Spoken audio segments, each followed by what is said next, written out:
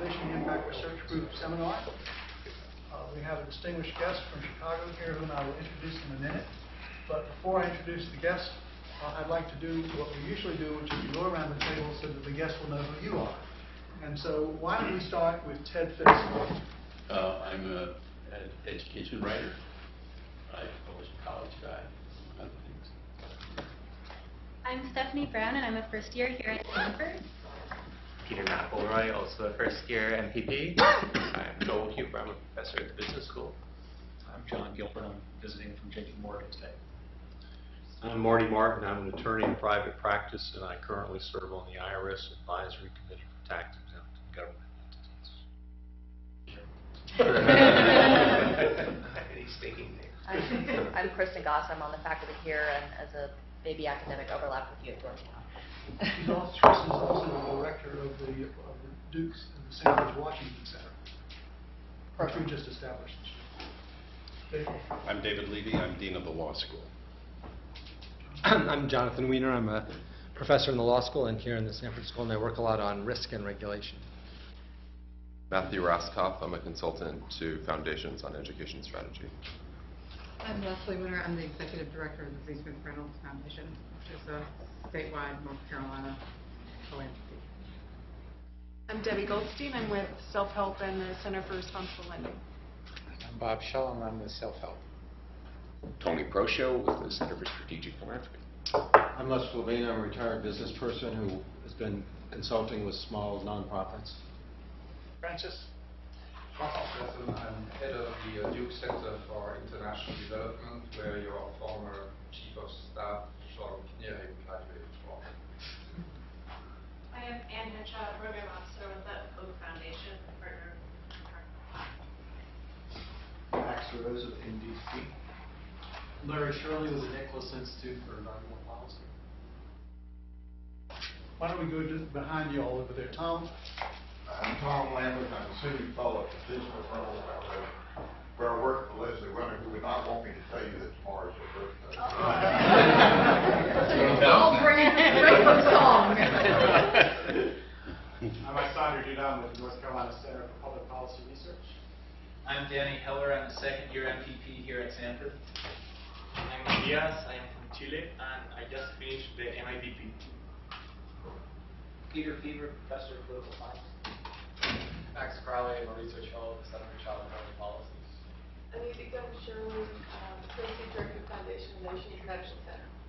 I'm Danielle Vance. I'm a PhD student. I just came from a class, so I apologize. And I'm here. I'm Brian Groves. I'm a first-year PhD student here at Stanford. Eileen Miller, associate community partnerships team at Booz Allen Hamilton. I'm Rosemary Fernholz. I'm at the Center for International Development and teaching at the Stanford School. I'm Cindy France. I'm an MBA student from King's Library. I'm Robin Sale. I'm a first-year MPP. Colin Walsh. I'm a first-year MPP. I'm Mary Graham. I work at the Center for Strategic Philanthropy. Cassie Lewis, Heyman Center for Ethics. I'm Donna Dyer. I'm the director of career services here at Stanford. I'm Joaquin. I'm a dual MBA MPP student at Duke. I'm Daryl Childers. I'm a second year MPP here at Duke. I'm Eric Nakano, also a dual degree student at the Fico School of Business and the Stanford School of Public Policy. I'm Ron Guzicki, also a second year master's student here at Stanford. Well, welcome everybody. Great to have all of you all here. We're honored to have Bob Gallucci here. As you know, he's president of the John D. and Catherine T. MacArthur Foundation. He has been there ever for now. It's going into his fourth year, in the fifth year. Who's counting? Who's counting? That's exactly right. Before that, he was dean of the Georgetown School of Foreign Service. He has a long career in government, 21 years in government in a variety of offices, mainly at the Department of State, but elsewhere, everything from being Deputy Director General of the Multinational Force of Observers in the Sinai. He was also Deputy Executive Chairman of the UN Special Commission overseeing the disarmament of Iraq. Still a task. He also is Assistant Secretary of State for Political and Military Affairs and is Ambassador at Large. I should say, Bruce Cunningham, our former dean of the Sanford School, sent special greetings. He couldn't come today, but you all were together, I think, during the Iran hostages? That's right. The hostages at the State Carter administration. During the Carter administration. He's written a number of books, and he is a graduate of Stony Brook University and with his MA and PhD from Brandeis. And he's a fellow of the American Academy of Arts and Sciences. It's an honor to have him here. The MacArthur Foundation is one of the largest foundations in the country with a broad emphasis on different issues, including the environment, K-12 education, a special focus on Chicago, and he's going to talk more about some of the issues that he's faced there. But it's an honor to have you here, and we really appreciate you coming down. Thank you, Joe. Thank you all very much for coming. Thank you for having me here today. I think I'm expected to talk about philanthropy, so I will do that. If I had areas of expertise I were going to list, this would not be one of them. It is something I've been doing, engaged in. I don't think you count yourself as in the area or the field or the sector of philanthropy when you're a dean and you're seeking money. That I'm pretty confident about and be happy to talk about, but that's not what I do. The person to my right, though, has in some very important ways intellectually defined the field of philanthropy. Joe has defined strategic philanthropy. He is important to the field, to all of us who work in the field, and I want to acknowledge that, Joe. It is an honor to be with you, and I was really very pleased to get this invitation. I am going to be talking to you about the one thing I know something about in philanthropy, and that's the MacArthur Foundation. But the next sentence is actually true. I would bet if somebody here could design a test, Joe knows more about the MacArthur Foundation than I do. No, and notice there's no smile on my face. I'm not necessarily pleased to be saying it, but I'm pretty confident I'm right. So I will do my best today. I will say some things about the MacArthur Foundation and the way we do things. I mean, it occurred to me when I was walking over here, there are people who are particularly good at something, but not very good at sort of at the kind of self-recognition of what's going on. You can have a terrific baseball player who would be a crappy coach because the baseball player actually doesn't understand his hitting, or he might not understand his pitching, etc. But you can have a great coach who actually is not. So I don't know, I'm not great, but I think I'm okay at running this foundation. I haven't actually spent a lot of time doing what Joel has done better than anybody else, which was to be intellectually self-conscious about what happens in the field and what would make good philanthropy better. I think about that because I know that I should, but I don't know that I'm particularly good at it. So this is a long apologia to tell you that when you came in here, I expect you had low expectations, and I plan to meet them.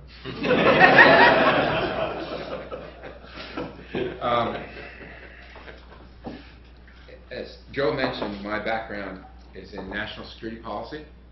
I want now to retrieve a little bit of that, those comments I made and tell you that I actually know something about national security policy, particularly about nuclear weapons and nuclear proliferation and military policy and strategy.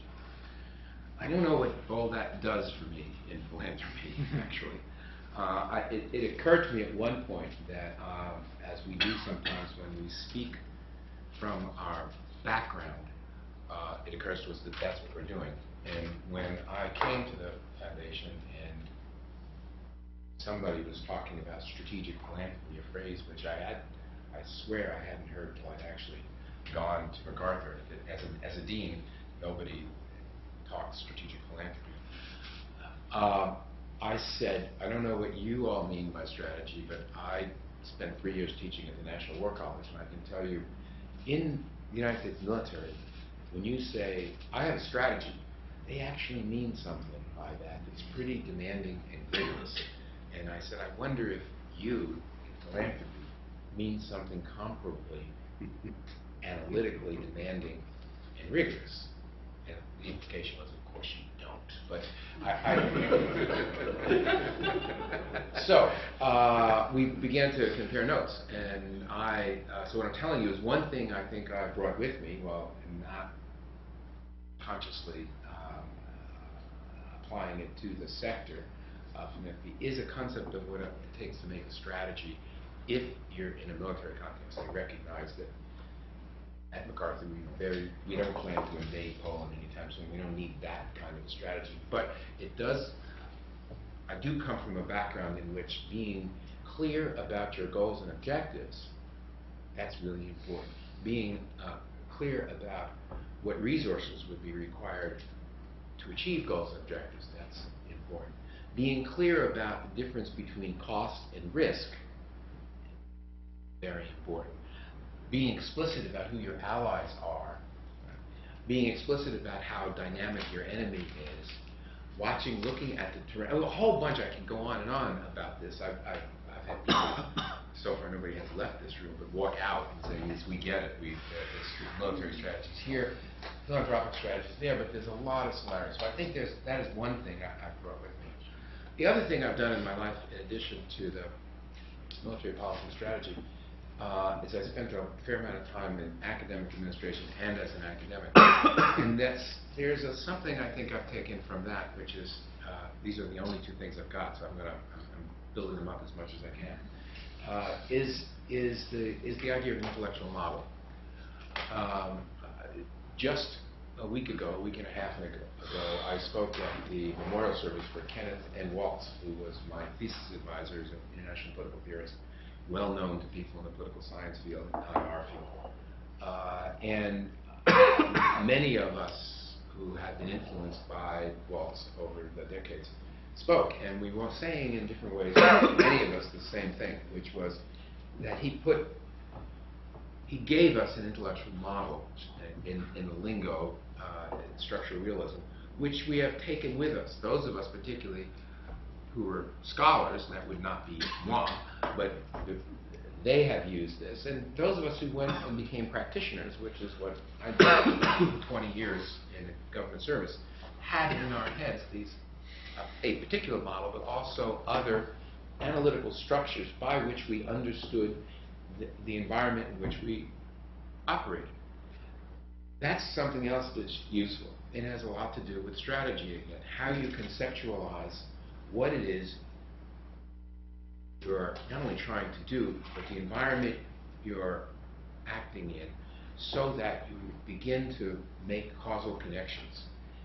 It is, in a way, the extrapolation of what is something like philanthropy speak, the phrase theory of change, which those engaged in strategic philanthropy like very much to go back to. It's very important, the theory of change, how you will have the impact in whatever area you wish to do your work. Anyway, I'm beginning here by saying I think there are things that one can take from another experience that have some pretty direct application to at least the intellectual analytical part of philanthropy. It occurred to me, though, having said that, trying to make my experience relevant, that I had no direct experience with philanthropy, as I said, other than as a grant seeker. But now I have a lot of experience with people who are seeking grants, who look at us and they ask similar kinds of questions in an unguarded moment.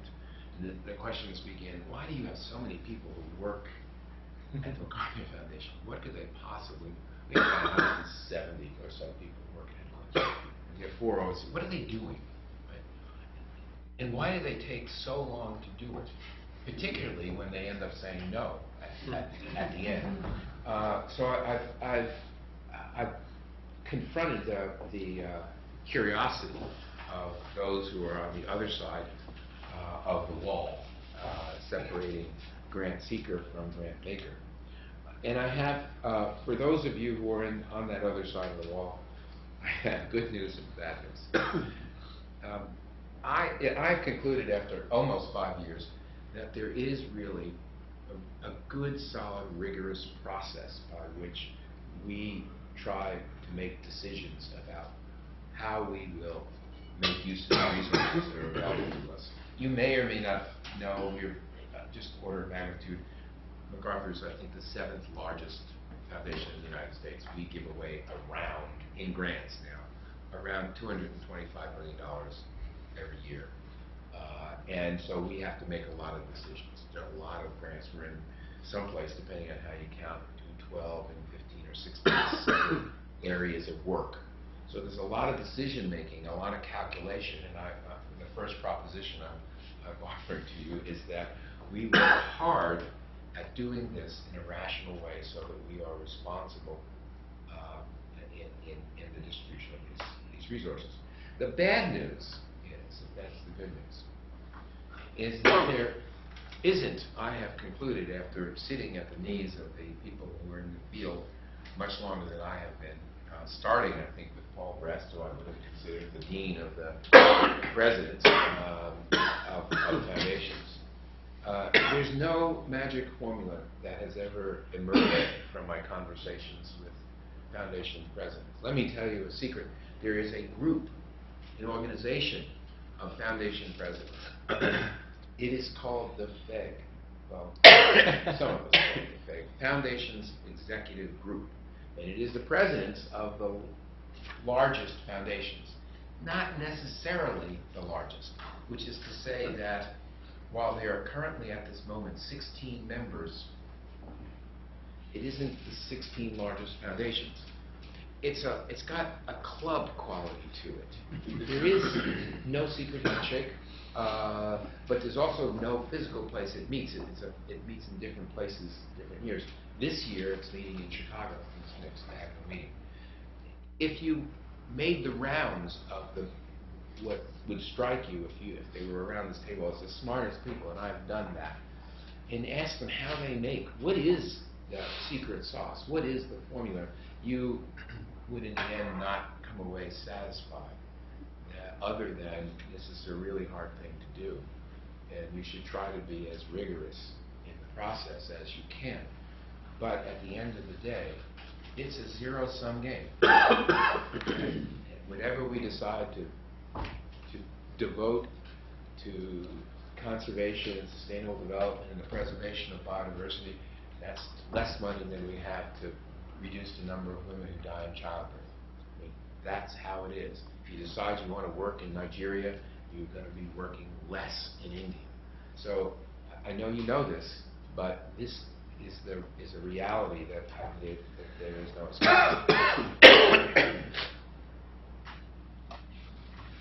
How do foundations come to do the work they decide they're going to do?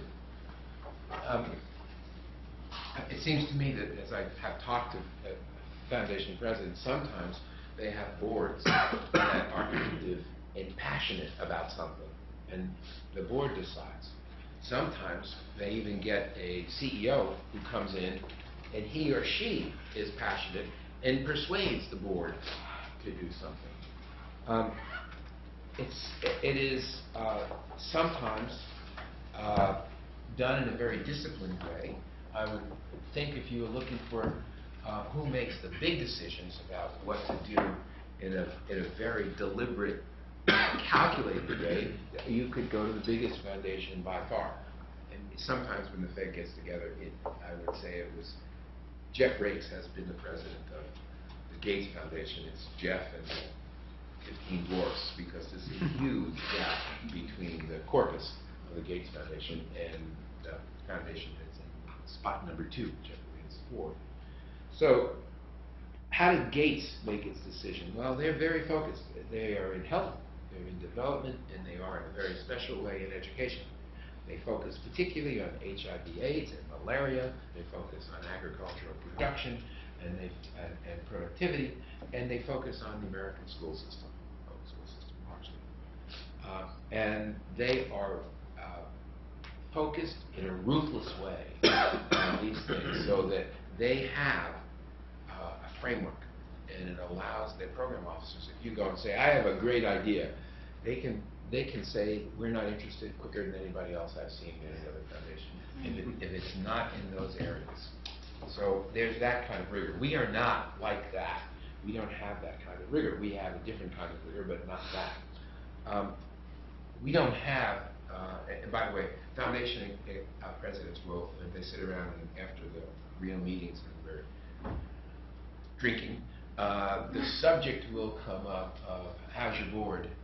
And by the way, when you have that conversation, one of the most salient topics is, are there any heirs or the donor, him or herself, still around on your board? It turns out to be very germane to the CEO's life.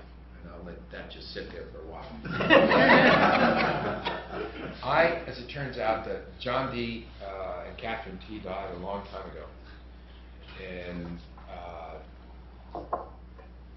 there are no heirs on the board. When I first went to the foundation, I remember this distinctly. I asked my general counsel, who is a marvelous man, if I could see the gift agreement. Because in my mind was my time, 13 years as a dean, where when I went to see the very well-heeled and capable donor, in my mind was what I wanted. And I had a feeling that when I asked for a gift of some magnitude, the donor had something in his mind, and the issue was how close we could get, and then what the kind of wiggle room would be in the gift agreement. Some of you around this room, I know what I'm talking about. Well, there's no gift agreement. I asked Josh Mintz, his name, could I see the gift agreement? He said, you will not be satisfied. And he was right in one sense and wrong in the other. He was right that there was no real gift agreement. John D. MacArthur didn't leave much in the way of guidance. There's a famous quote that's about that MacArthur told his colleagues at the time, I made the money, now you fellows figure out how to spend it. Okay, well that's essentially the gift agreement. It is a paragraph, it's half a page for what was at the time just about $1 billion and is now just about $6 billion, right, with no gift agreement.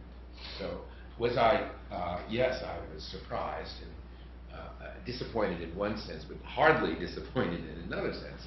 That left enormous freedom for us. So when I came to the foundation, a lot of what the foundation did, they have been doing for a very long time. Conservation and sustainable development, a focus on biodiversity and its preservation has been there for a long time. A lot of the areas of work. Since I've come, we've exited from some areas of work. We've gone into other new ones. But I would say there was not a dramatic change as a result of me coming to the foundation. This I say without pride and sometimes somewhat apologetically. I believe I once accused my board of wishing they had hired Judy Roden. I don't know how many people know Judith Roden, but Judith is a force in philanthropy in my view. She runs the Rockefeller Foundation. She is famous for having come to Rockefeller and started over again. And by the way, while she was thinking about what she wanted to do, not make grants. I was once on a long boat trip with Judy and her husband. I asked if this was urban legend or whether it was true, and she said it was true. I did not do that. I think, to put it bluntly to you all, I didn't have the intellectual confidence to do that, to freeze grant making and start anew. And I thought I would just adopt the duct tape system of CEOing this particular foundation, which was to listen to the program managers of the presidents and find out what it is they thought they were doing, and then see whether I could tell by looking at every single grant and signing every single grant whether they were doing it or not, and whether I wanted to keep doing it. So that was a much more incremental approach rather than, if you forgive me, a strategic approach that I as a CEO was adopting. I had only one intellectual hard point to hang my hat on this. For those of you who are old enough, or most recently graduate students, might know a little piece written by Lindblom, The Science of Muddling Through. And I felt that that was the only intellectual support I could get for muddling through, but there it was. And that's more of what I did. So my approach to the foundation was much more programmatic than it was organizational. I wasn't taking the foundation and saying, okay, we're going to do these things for the whole foundation, a framework for the foundation. And I was looking instead at individual areas of work. We are now engaged, and maybe afterwards we can talk some more about this, at the request of the board in a much larger enterprise right now that will go on for, I suspect, another 4 or 5 months to a retreat we're planning in the spring, which is aimed at the more grandly strategic approach as opposed to a program-by-program approach, which I had taken.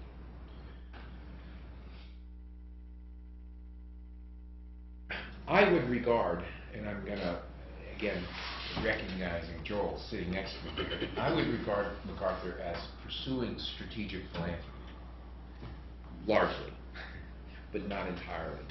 I would say it is, for us, a tool and not a religion. We are not committed to only doing strategic philanthropy. We do think that, by and large, it's a good idea to have a plan when you're off doing something big, particularly in a complicated area, than simply intuition. But not everything we do we think we can plan for or ought to. So when I began at MacArthur, what I wanted to do is see what strategies look like. And my predecessor, I think, pursued strategic philanthropy with vengeance, and there were strategies everywhere.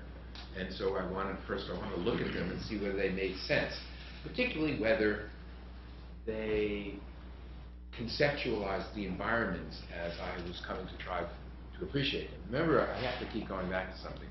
In substance, as a CEO, I was ignorant of the work, except for a thin slice. About 3% of our work was in the international security area that I had a death grip on that, but the other 97% I didn't, and so there's an awful lot of learning that's got to go on if you are going to understand and have any touch with a strategy. Otherwise, it's just intellectual propositions which you have no feel for and can't tell whether at the end, when you get to the theory of change, whether it makes any sense or not. So I'm telling you, it has taken a while to get a feel for these strategies. One of the things that I noticed early on was that while we had strategies, we had no sort of standard way of developing a strategy. And so I sent off, this was a thing I've always enjoyed doing even when I was in government, picking people who had no particular reason, just because they seemed smart, sometimes young, but smart, and just said, okay, go and find out the way in which the other foundations you most admire build strategies. And come back and try to be analytical about what you've found. And so I sent 3 people off, and they went to the kind of places you would expect: Hewlett, Gates, Packard, Wallace, and other places. And they went to usually the programmatic people, and sometimes there was somebody responsible for evaluation, people responsible for strategy, and asked, how do you build a strategy? And they brought it all back, and I said, so start structuring something. They produced something called the Strategy Lifecycle Guide, which could make any one of us want to upchuck, but it does force us, when we are going into an area like we are now moving. Okay, what areas we're thinking of moving into 2 areas. One that we haven't been in. One is criminal justice reform. We've been in juvenile justice reform. We think we've been a leader in juvenile justice reform. You could call us a pivot or rotate, but it's different if you take on a whole criminal justice system. So that's one. We are probably going to go into something that, when I was a graduate student, we would have called urban studies, but apparently is not called that anymore. Is a recognition that the urbanization of the planet, and this country included, is itself going to be an independent variable, driving outcomes for the human condition in a whole bunch of areas. And we ought to look at that and see whether there's work for us there. So these are 2 new areas. How will we build strategies? Well, we will try to be explicit about the problem, about what the landscape looks like, about what scholarship is out there, what our theory of change is going to be, the costs, the risks, the partners, the evaluation and assessments we think we're going to make. It sounds a little bit like a military strategy, and that's no accident. So, if you looked at our strategy life cycle, it not surprisingly has an exploration phase, after actually it's preceded by a discovery phase where we discovered this. This is what we want to do. Here's why we think we want to do this. Then exploration of what it would involve. Then a development of a strategy. Then a formal point where we take it to the board and we say, board, you've been seeing some grants in this area. We think we're going to have a strategy here. Here is the strategy. Here's the strategy paper. It's a document that's a theory of change. And it itself is going to change pretty quickly. But right now, this is what it looks like. We're looking for your endorsement. If it's endorsed, then we start implementing the strategy. We start assessing right away. We start evaluating a little bit later. By the way, assessment evaluation for the people in the field of assessment, and I have a woman who directs assessment for the foundation, they use these words not interchangeable, which is how I had used them. And I've had myself corrected enough times, and I try to be rigorous now. They want, apparently, Joel, they apparently want to use the word assessment for reviewing individual grants and individual NGOs and what they're doing. And they want to preserve, at that level, they want to preserve evaluation for the whole strategy, the impact on the field. How well has the strategy gone? And so it's a larger enterprise. But in the strategy life cycle, all this, the work that you're doing, while you're doing it, should be subject to assessment, individual grantees, and you should be trying to figure out whether you're getting the impact on a field that you wish to get. And then eventually, this enterprise involves a real rigorous taking stock of the impact. One of the things that becomes obvious when you look at the work that is done in a place like MacArthur is that, and this is my own metaphor, a lot of it is upstream and a lot of it is downstream. Some of it, and the upstream stuff for me is research, and we don't shy away from funding research, which can be very far from the actual policy change. But we also don't shy away. We come right to the water's edge. Obviously, I told you we have a good general counsel, so we don't lobby, but we come very close to policy work at the other end, way downstream. So if you look at what we do in international security, for example, we do a lot of what I would call research, and we support people who do research on stability in Northeast Asia, implications of adopting one kind of nuclear fuel cycle over another kind of nuclear fuel cycle for proliferation of nuclear weapons. In security, we're funding people who are thinking about these things without a particular policy prescription in mind. But when you've got the policy prescription, it would be useful to have this work. So it's not pure research. It is, I would say, applied research.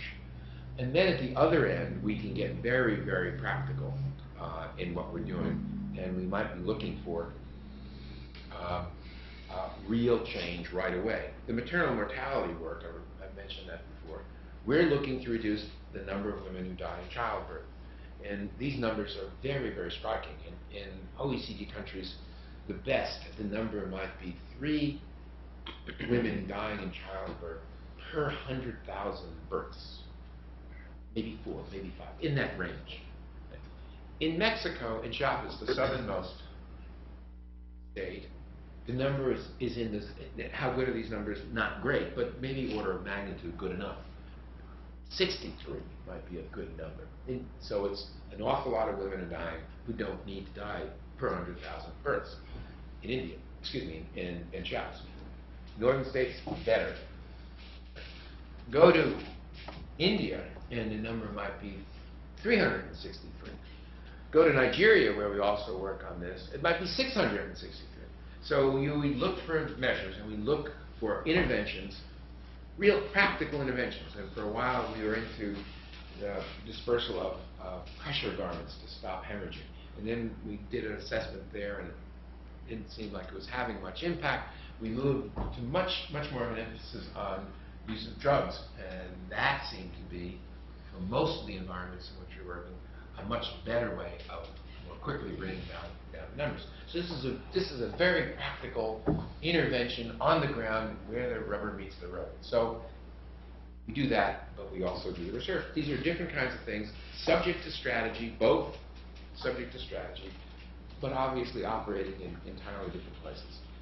All right, I've claimed at least that we do strategic grant making, but not only. When do we decide not to do strategic grant making, and do we have a good reason for that? I've analytically broken it into 4 categories. The first is the Fellows Program. I would ask whether you knew about the Fellows Program, but for most people, someone at a cocktail party asks, what do you do for a living? Give away money, something like that. I usually say the MacArthur Foundation, and they go the Genius Awards. Yes, we think that's a wonderful thing for you to do with your life. I said, well, that's not my whole life, Reggie. It's like 3.5% of the amount of money we give away. They're not even interested in that little indicator, which is to say that in terms of the amount of money or resources it takes for us to become known as the foundation that designates people geniuses, which we don't do, by the way, but that's also don't worry about it. This is interesting to me. I mean, because if you had asked me what I thought about the MacArthur Foundation, I didn't only think that I also thought they sponsored NPR. I didn't know much. I mean, by the way, one gets these jobs, in case somebody's always going to ask that, it wasn't exactly a dear occupant email, but it was close to that I got. And then I looked at the website, and MacArthur Foundation has very interesting, complicated things, and a lot of issues that I care a lot about. Wonderful. But it's known for, largely we've checked, for the Fellows Program, also known as the Genius Program, and for what they hear, they being the attentive public hears on NPR that we like a verdant world, whatever that actually means, as well as a just and peaceful one. The Fellows Program is not, in my view, strategic philanthropy. We are picking these people as fellows through an extremely complicated process that is well insulated from everybody except from the people who referee it along the way. These people, because of what they will do in the future, we're not giving out mini Nobel Prizes here. In one sense, we don't care about what people have done that we pick.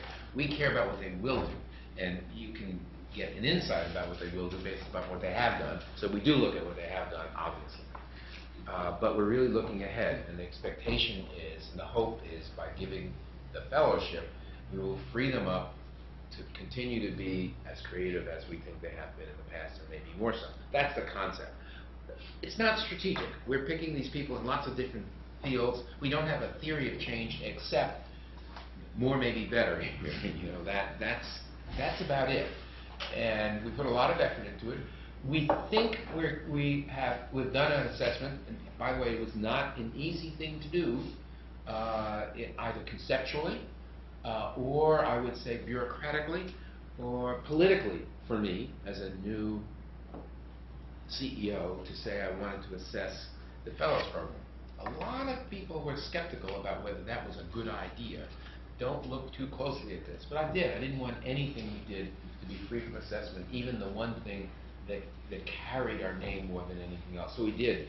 The assessment went on for almost a full year, and it had many moving parts to it. But because we were interested, and I was particularly interested in whether we were doing what we said we were doing. Because we make claims for this program, that it frees people up to do work they would not have otherwise done, the basic counterfactual that we all live by in the social sciences.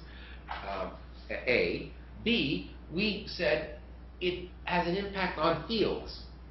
So that if you are a biologist in a certain field, and you are not a popular biologist in your field, because your field isn't being popular, when we designate you a MacArthur Fellow, all of a sudden, the attention that goes to you goes to your field. So we can have an impact on a whole field, as well as on you. That's a second claim we made. A third is that everybody else in this room who didn't get the fellowship, and some of your aunts called me and said, you know, once again you missed my nephew. I get that. But the rest of you, we claim, have been inspired by our designation of this MacArthur Fellow. So we're claiming at least 3 pretty different outcomes as a result of this fellowship. Not strategic. I think they're wonderful. I get to make as many of those calls as I want. If you think that isn't fun, think again. It is really a lot of fun to call somebody and tell them they are a MacArthur Fellow.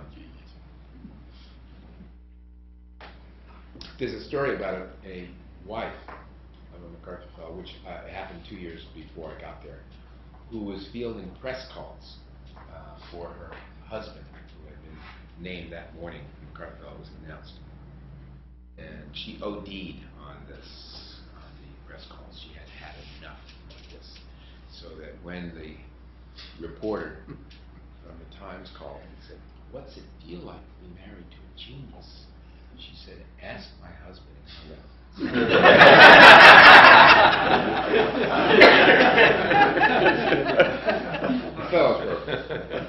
The second area, non-strategic, we devote a lot of resources to supporting the arts and culture in Chicago. This is not strategic. We are being good citizens. And we are right now, and I'm not proud to say this really, the largest funder of the arts in Chicago, more than the city and more than the state. That's a function of Illinois and Chicago. But the museums, the dance, the symphonies, we do that, and we do that because we think we ought to. I don't think it's strategic, but we only do it in Chicago. Third, there are hard cases that we want to deal with, we want to try to address, we think are important, but we're nowhere near being able to frame a strategy, and I don't want to wait until we can. So we start making grants, and we're sort of, remember that strategy landscape I described before? Well, we may perpetually be in the discover or develop, never get to the strategy. I'll give you 2 examples. One of them is doing something about the functioning of the American democratic political system.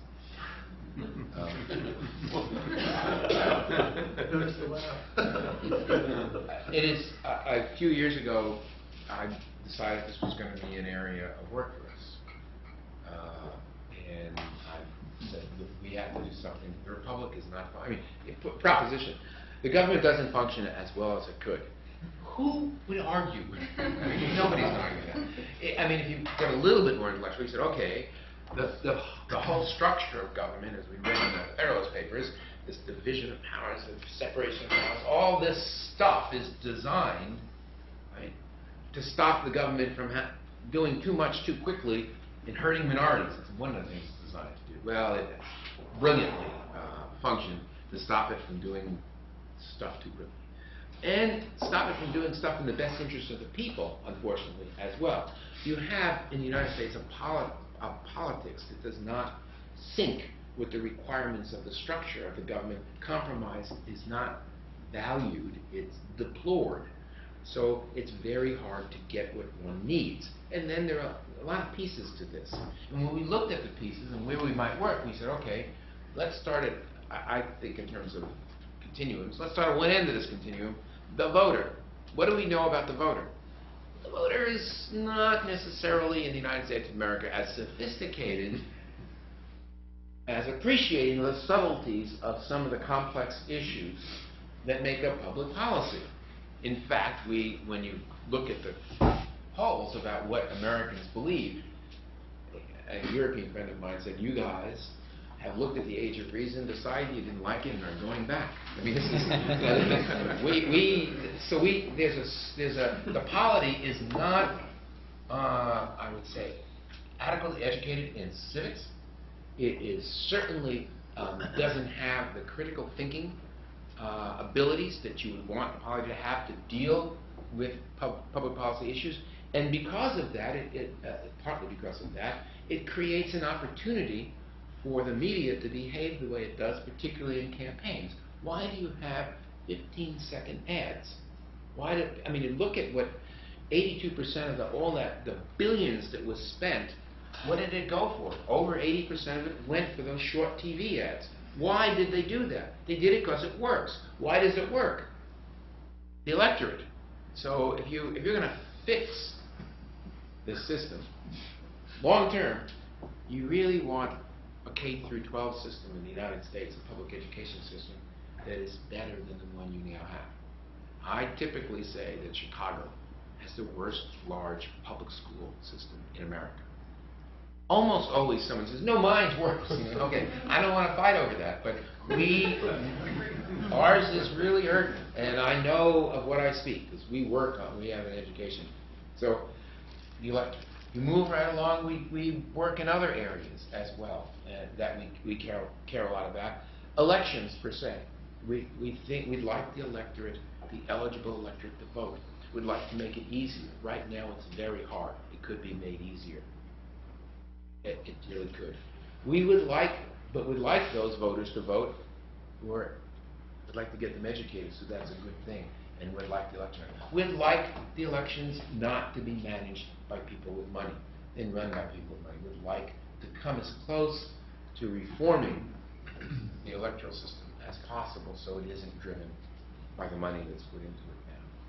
We would like a media that does things that are accurate, that are balanced, and that really does serve to inform the electorate.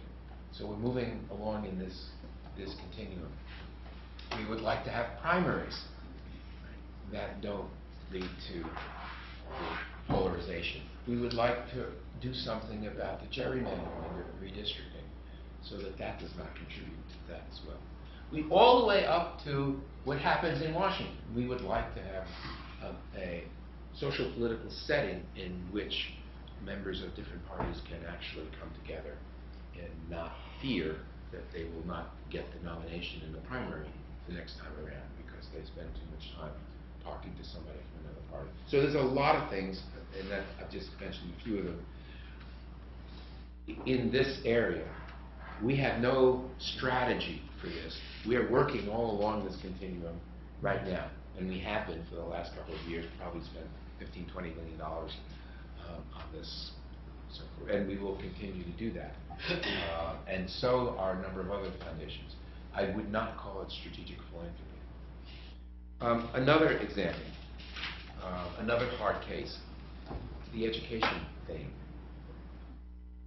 Before I came to the foundation, MacArthur spent a ton of money, that's a technical phrase, on I would say traditional education reform, public education reform. By traditional it was like the movie that some of you here may love, which I didn't love, was Waiting for Superman. That for me it had a blinding insight that students, kids, and their parents would prefer good teachers to bad ones. Who knew? So we discovered that too after some bazillion dollars spent in various ways. We found out that principals could be important. I mean principals, like school principals. And we found out teachers could be important. And the more you had of the good teachers, the better off you were. And the more you had of good principals, the better off you were. There was no suggestion about how you'd get more. Just better ones were better than those that weren't so good. Absolutely wonderful. I'm so glad we did that work. So we got out of that field pretty quickly.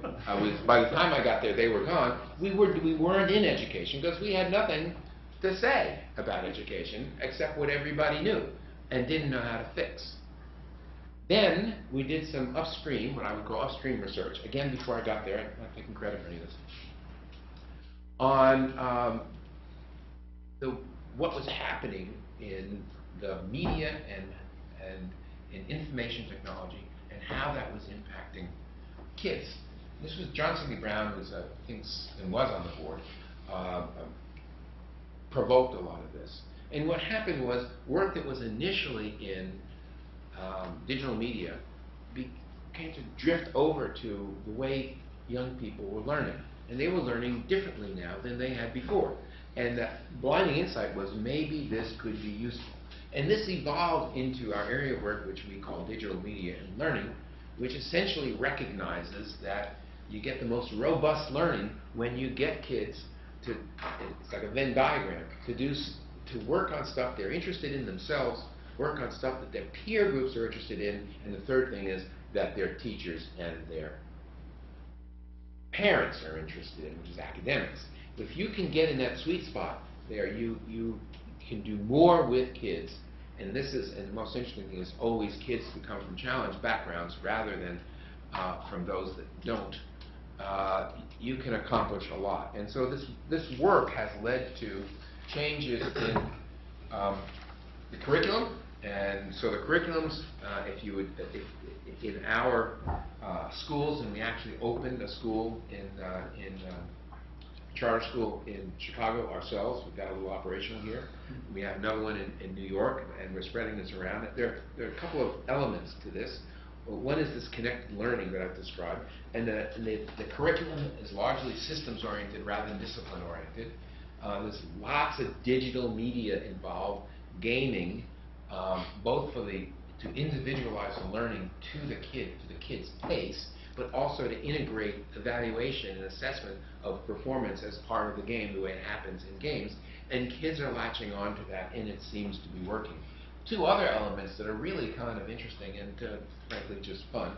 One is called the Hive, and that is trying to connect schools with those cultural institutions of the city. And we have a well-developed Hive in Chicago that has the Shed Aquarium, and it has the Planetarium, and the Field Museum, and the Shakespeare Theater, a whole bunch of them connected in digitally and through electronic media to the schools, and gets the kids involved with these cultural institutions.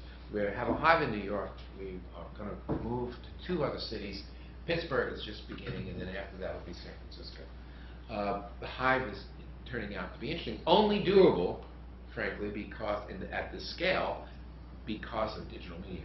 And the last one is this space in Chicago. We've called it the U Media Center, and it's part of what was a stock room in a library. So we've done this in a number of cities too, taken large spaces in libraries and put in a lot of different kinds of digital media, put in mentors in there, and then opened it to all the kids who are in the public school system over a certain age, 7th grade or 8th grade. And have them, and the whole idea is to have them create in this space, to do stuff they wouldn't otherwise do. Anyway, I will tell you, I give you a little texture here because I'm trying to persuade you of 2 things. One is it's interesting, it's exciting, it may work, but it's not strategic. We're reaching around here. That's what we're doing. We may, in retrospect, make it strategic someday. The next president, MacArthur, will tell you about the strategy of digital learning, but I couldn't possibly say this is strategic. That we're exploring right now. The fourth area, non-strategic, is an area that we've just instituted in the last year. I have 1 year of it. It's called Discovery Grants. This was partly sociological for me. In a foundation, you can, it seems to me, I won't say that it's other foundations, maybe it's just ours, but a caste system can develop of people who do the line function of the organization, the program officers, the program managers, the vice president for programs. That's what the foundation exists to do. Right? The rest of us, the general counsel's office, the people who do investments and manage the money, people who do the budgeting, everybody else, we're staff. Okay? We're in support of those people, the line function. And so for a lot of people, particularly in the administrative part of my 170 so person organization, feel like second-class citizens. They've told me. Anonymous. So I wanted to make everybody who wanted to be a program officer have the opportunity to be a program officer. So I created something called Discovery Grants. And who comes to a Discovery Grant meeting? Anybody who wants to, self-identifying. At what level? At any level. So I do have the person who works in the mailroom, and I do have vice presidents who come. Not more than 15 or 18 people actually self-identify, thank God. And not less than 10 or 12. So we're in that kind of zone. And we get ideas from the staff itself of what we might want to fund. And we also aggressively go to places that believe they are the source of ideas. So you know who these people, the MIT Media Lab, the Wisconsin Project, Santa Fe Institute, I mean, you go, TED Talks. So we cover all these things and we try to get ideas. Plus, we just kind of listen. And you can throw it over the transatlantic, you can do whatever you want. And we have some screening that goes on. And those who want to go to the meeting, it's like a graduate seminar, should have done the reading before you get there. You should read a big, thick packet of grant proposals. And then we sit and we talk about it. The only rule we have is that the proposal will not be considered if it is in a current area of work of the foundation. So that if you want to make a proposal in the current area of work, make it to the vice president and the program officer. So it has now. Are we looking for other things too? Yeah, we're looking for things that look smart, look interesting, exciting, might be scalable, the usual kind of stuff, but nothing particular. So, and we vote around the table, and we vote. So when I told a board member that we're doing this, she said, "So did you ever bring one?" I said, yes, I brought one. It was a very interesting thing. It came out of a guy who fixed a bicycle for us up in Connecticut, a series of bicycles. He was connected to a green project at UConn, and they together put in a very creative proposal for us to fund that would have an impact on their biodiversity program at the University of Connecticut. She said, was it funded? I said, no, it was voted down, so it wasn't funded. So I maintained my credibility, but I did not get my proposal approved. So this is another area, I would say, non-strategic, but interesting.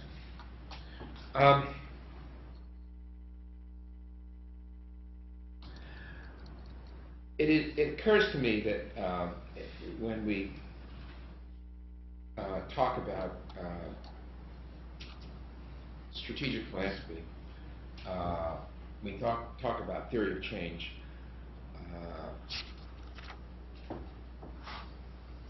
We, at the same time, are talking about leverage almost all the time. There are a couple of words I want to use here.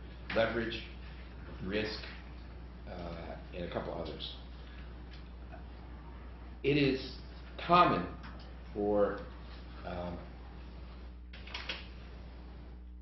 in the world of philanthropy, in the sector, for us to be looking for leverage. To be, in other words, getting more out than we put in. We're always looking for where the leverage would come from.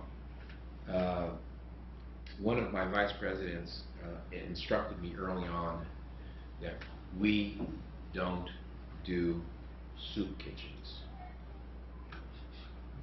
We don't do direct service delivery. There's no leverage there.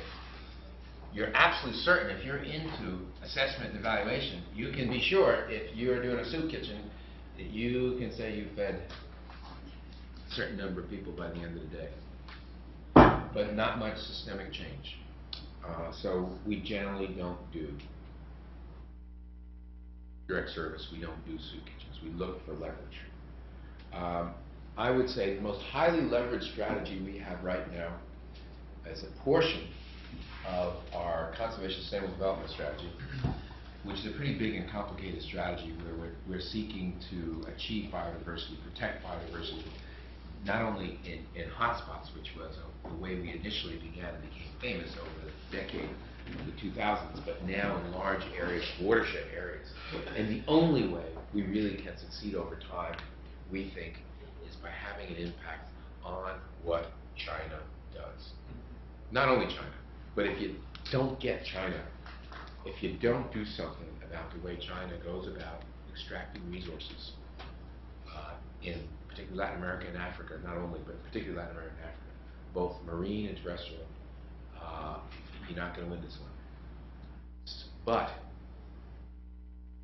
if if you were my board when I was making this case, you would be looking at me as you are looking at me now and saying, and you are going to change the way China behaves? Which is what they said. And I said, I don't know. We're working on this bit of leverage. I just can't imagine having the concern we have without trying to do something about this. I had this one little vignette. I was in Madagascar, and I was on, the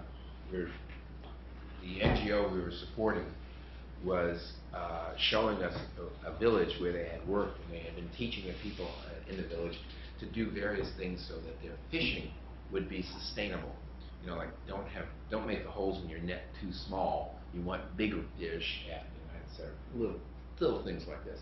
And I was getting in the moment with the native population, the indigenous population, with the NGOs that we were funding, and with my own program people. So 3 kinds of people. I'm watching the interactions between, and over their shoulders, I see this enormous ship going by on the horizon, and it's a Chinese vessel, you know, sucking up every living thing. So what are we doing with little holes in nets if we don't do something about that? Or, you know, we're looking about the way logging is accomplished. And if you don't change the way that's accomplished, what you're doing in those forests isn't clear to me in terms of long-term impact. So we look for leverage. We don't always achieve it. We are famous for our failures as well as our successes. I love we had this great, I remember when they proposed that, they brought the grants to me, it was to do something about aquarium fishes. Apparently, a lot of people in the developed world, the United States, have aquariums, and they get these, maybe people in this room, and they get these little fish, and they're very expensive. And apparently, the people who get the fish destroy reefs in the process, and therefore the ecosystem. So the idea here, to get leverage here, was to go and create a legitimate, certified method of getting the fish, which would not destroy the reef. And you'd have a chain of custody, so you'd offer it to the person who had the aquarium, certified fish that was certified sustainably caught. Would cost more, but you, as an aquarium owner, would be happy to do that. It turned out, after we did our little assessment, after a year, that the chain of custody was very, very difficult to establish with these little fish.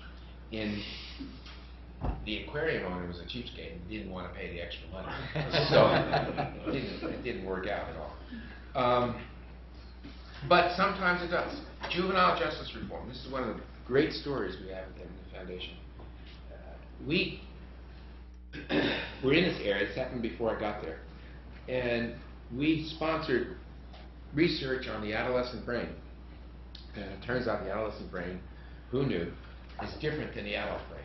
And that turned out to be the basis, I'm going to make this plain now, you can check me on it, for 3 Supreme Court decisions which separated the way in which adolescents are treated from the way in which adults are treated.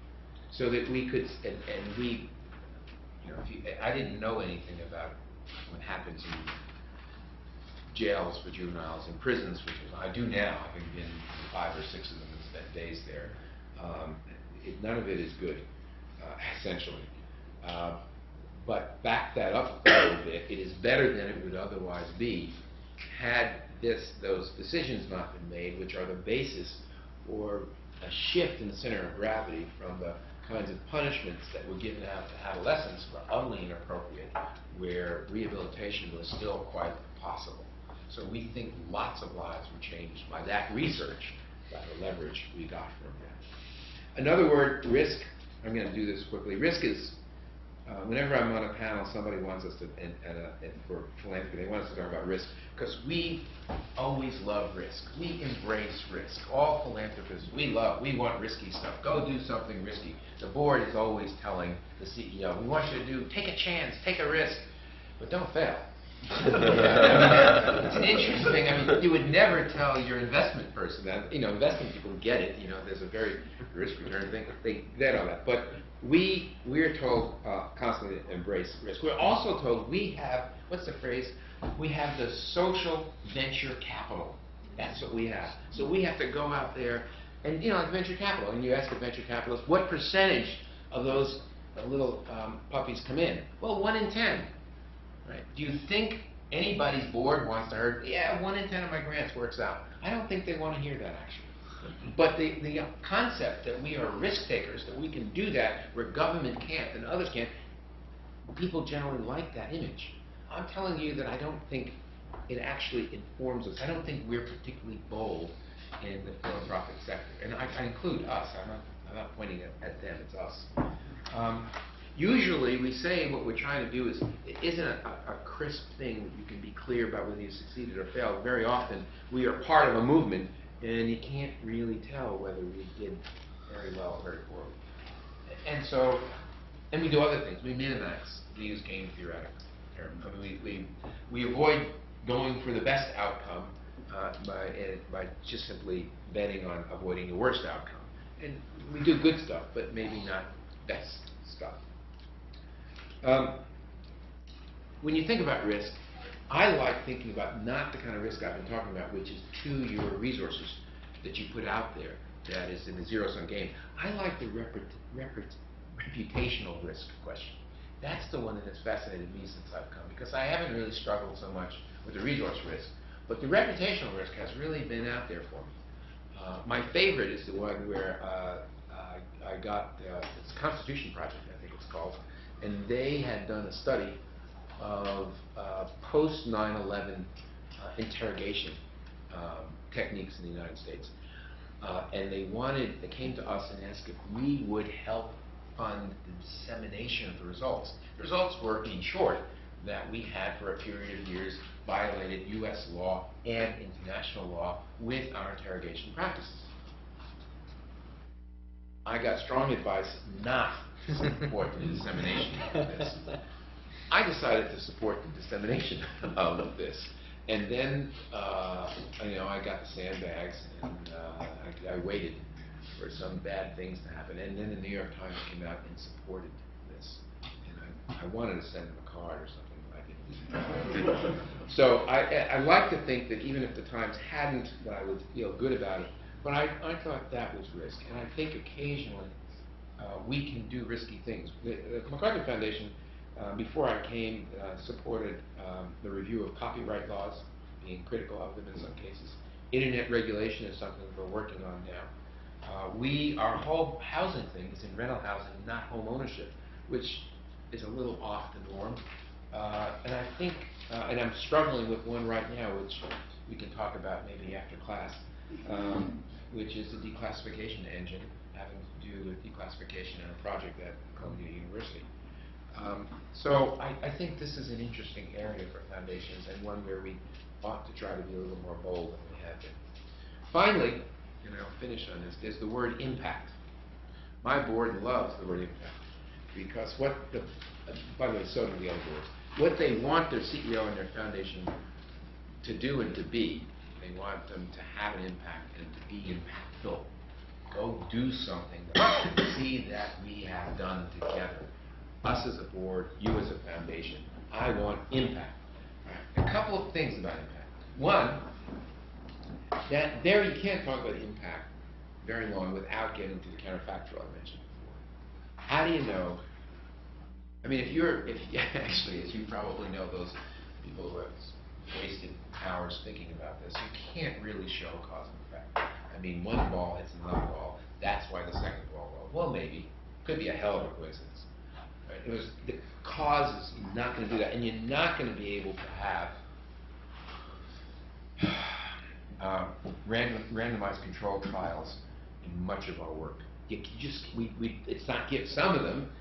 Maybe you can do that with some educational interventions, some health interventions you can do. It's particularly given to health interventions to do the RCT. But lots of times you can't do an RCT. And you can't come any place near rigorously showing cause. The good news, though, is that if you care about assessing your work, evaluating your work, and you should, you'll do things that are useful to your own CEO's needs and to the board's. You'll at least have an objective out there, so you'll be able to tell whether you've moved in the right direction or not. You'll be looking for measures of performance. That's good. You'll be looking for the baseline to understand where you are, to see if you've moved. All that's good. But even with the good stuff, you got to be careful with the bad stuff. As someone has famously said, this is going to lead you to measurement, and not everything that you can measure is important. And the other side of that, the obverse, whatever that word actually means, is also true. Not everything important is measurable. So you've got to be careful with your desire for quantitative indicators of performance. Mostly, you've got to make sure that they don't prevent you from doing stuff you should do just because you can't deliver the evidence of impact. And that is possibly the most important thing for me. When, after a number of weekends, someone asked me about Chicago, I tell you one of the things that struck me is, too many Monday mornings I got up and found out that over 200 people have been shot in Chicago on a weekend. Over 200 people. What? I mean, I come from a political military background, and this is ridiculous. We wouldn't accept that in the environment where we're deploying our troops. I mean, this is crazy. All right, well, what could we do about this? I immediately said, I want to start doing stuff. I want to start muddling through right now. So we started doing stuff long before we could get a strategy, long before we could measure. Stuff that looks good. Let's do stuff that looks good. Let's get with the police. Let's get with, do something about it. So we've done interventions of various kinds, and we'll backfill, and we'll go back and see if we can tell how well we're doing. But it's a long way from designing the randomized control trial. So, and then finally here, there will be things you've got to do like that. There'll be things of urgency. There'll be a hurricane. There'll be an earthquake. Are you going to sit around saying, well, can we evaluate? No, you just have to go do it. And my final point is this, that after all the things I've talked about and you may think about in this sector of philanthropy, to be rigorous about what we're doing, at the end of the day, what we're trying to do is improve the human condition, that wonderful phrase. There are, I am told, I asked the number be squeezed, 113 billionaires in the United States of America who have taken the wealth pledge to give away the majority of their wealth. Celebrate that. Celebrate philanthropy. Do all this rigorous stuff, but don't allow the desire for that rigor to get in the way of celebrating the generosity and the objective of improving human condition. Thank you very much. You've been very patient.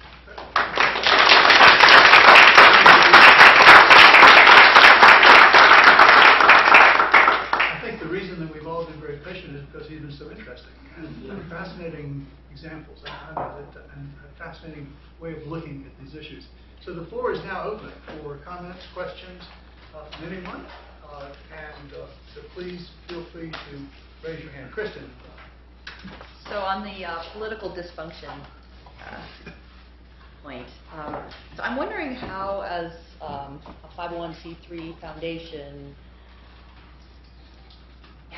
how you make any progress on that front when so many of the institutions and actors, C4s, PACs, individual candidates and elected officials aren't eligible to receive your grants? Well,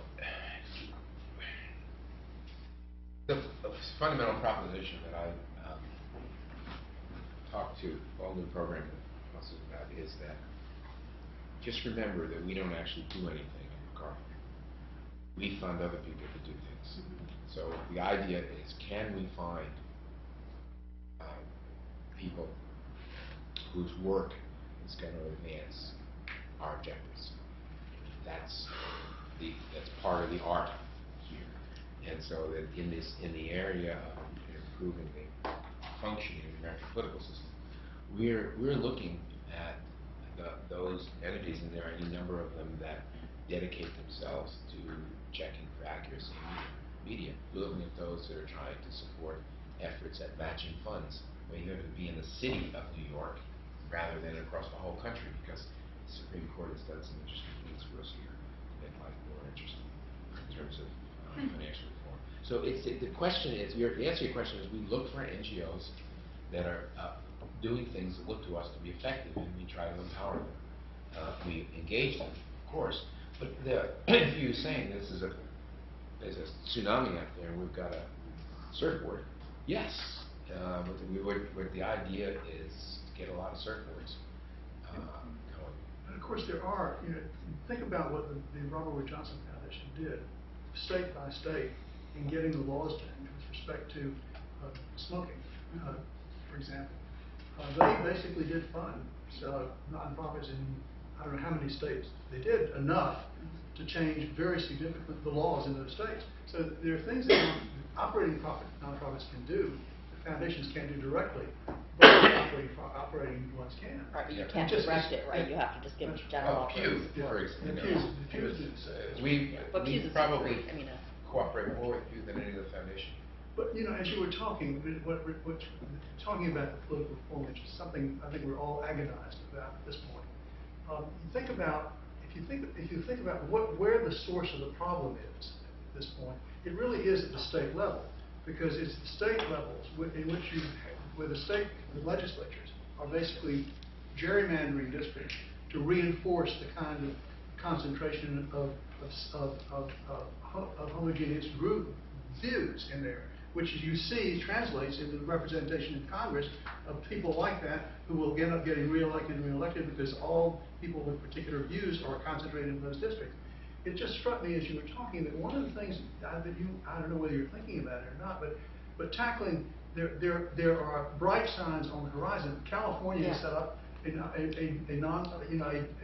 nonpartisan redistricting commission to do the redistricting.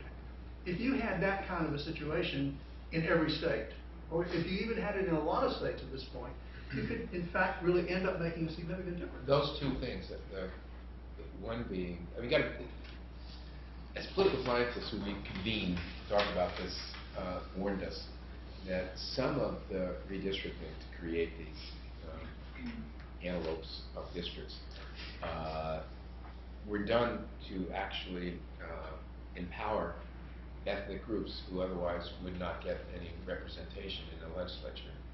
So redistricting has been done for, pardon the expression, good and bad reasons, right? And so you want to be careful, but as Bill said, that a commission to do the redistricting is a basic thing to go after. A second is the primary system, and I have been told pretty regularly now that if you could do one thing, that would be the thing to go after. Have the election between the top two, and you will make enormous change. I mean, this is the proposition, by the way, what underlies, what's the theory here? The theory is that America is more centric than is the Congress, that the Congress is polarized, and you got, crazy people on the right, maybe crazy people on the left, and oh my God, they can't, and because of the way that of the primary system and the gerrymandering, they can't get their nomination unless they behave in a crazy way. So, they're not worried about the general election, they're worried about never getting to the general election. I'm prepared to believe that. I mean, I've heard that from actual representatives, so I'm prepared to believe there's at least a lot of truth. I don't, the silver bullet thing here, we need a lot of silver bullets. I mean, when I started, what I thought was the most difficult, but I think the long-term thing is we need an electorate who's substantially more sophisticated than it now is. And I mean, let's get the vote out. Let's hopefully get an intelligent vote out there. Joel. Really inspiring talk, and thank you. What talked to you about, you got away, I saw Joel's face while you were saying you were doing non-strategic things. I want to press you a little bit more on that. You gave the example of the MacArthur Fellows, and then you said there were 3 tests. And you didn't, no, I assume when you then said these were non-strategic that you failed the 3 tests. There were 3 tests that the fellows had to have. So then once they failed, in fact, you had a strategy and you failed it and you said, the hell with it, we're doing it anyway. Is that, so it seemed to me you have a strategy. And no, it's just that strategies for us, that doesn't, a plan isn't a strategy. A plan is a plan. I mean, to put a proposition on the table that I think if we at the foundation identify people through a rigorous process as being especially worthy, especially creative. It's the word it's the word we most often use in describing fellows. It demonstrated extraordinary creativity in their chosen field, and that we think that we can do those three things. We can give them more time and be creative in the future. That we can bring attention to their work and to a field that may not get recognition. And third, that we can, by telling people about this, inspire others to creativity. You can imagine, maybe not, I couldn't have initially, what our assessment looked like. We had 2 outside groups working, plus an inside group, doing 3 different kinds of assessments over a year. We did something which we promised and had never done.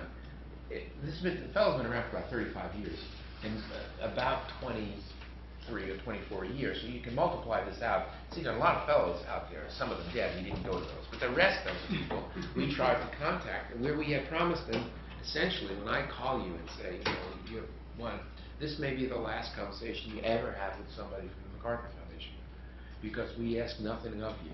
We don't ask for a report. We don't ask what you do. We care, but we don't follow up. There's nothing. You'll not hear from us again unless you want to. You can call us if you want to talk to us, but we don't do any of that. So we did something unusual. We went and said, if you don't want to respond to this message we're sending you, don't. I'm not going to violate the commitment we made to you, but we would like to know how it's gone for you over the last 20 years. So we did. So we put a lot of effort into this. Some of it was survey, some of it was an in-depth interview kind of thing.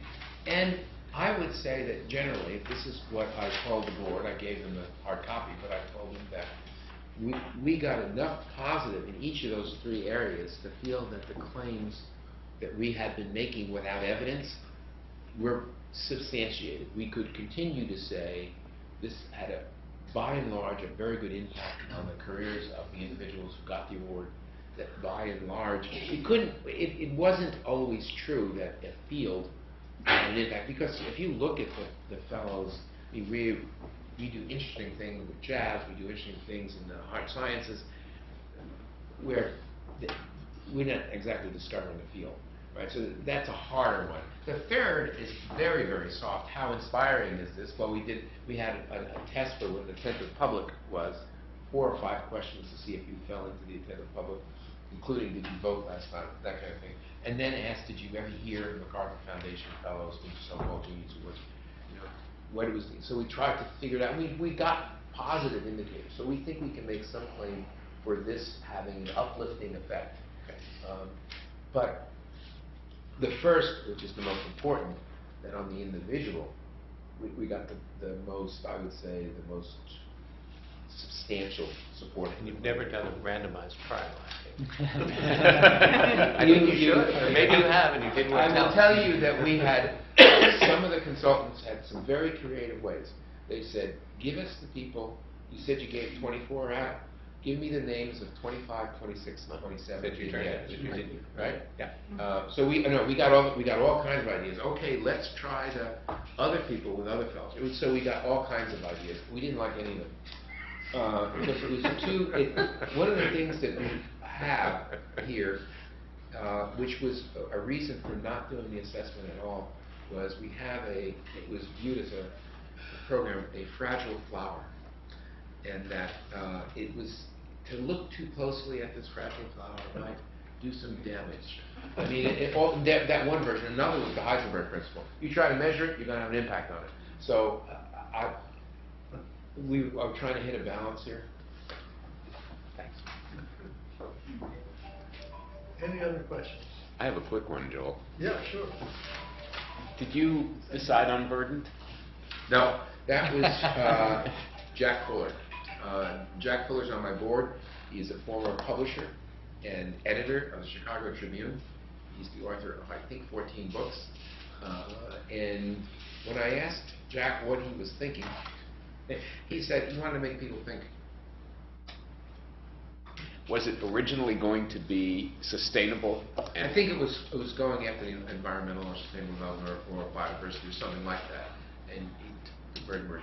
He is personally very interested in forests and travels a lot to South America. Very interested in forests and the importance of forests. I can't think of a time when a single word in philanthropy has generated so much discussion for over so many years. But people, it's still the most controversial that would word only in the please field. him. I'll have to do that. It would only please him. Well, listen, this is when we usually stop. And I can't thank you enough. Really very stimulating, very interesting. Lots of good ideas.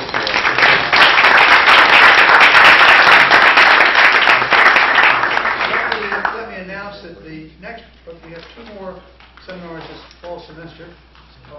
One on November the 20th called Philanthropy, Politics, and Policy Through a Hollywood Lens. As being Marge Tabankin is the only person I know in the country who is doing what she's done. She has basically been both the philanthropic advisor and the political advisor to a number of stars, very wealthy Hollywood types, including Steven Spielberg and Barbara Streisand. She does all of their philanthropic giving and also all of their political giving.